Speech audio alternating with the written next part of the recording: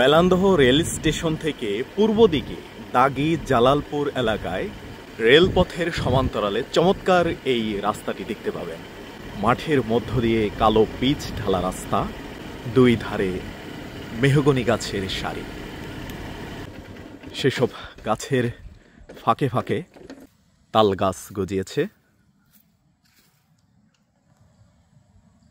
তাল গাছ রোপণ আন্দোলন বাংলাদেশের পক্ষ থেকে এই রাস্তায় এই যে ফাঁকে ফাঁকে তাল বীজ বপন করা হয়েছিল।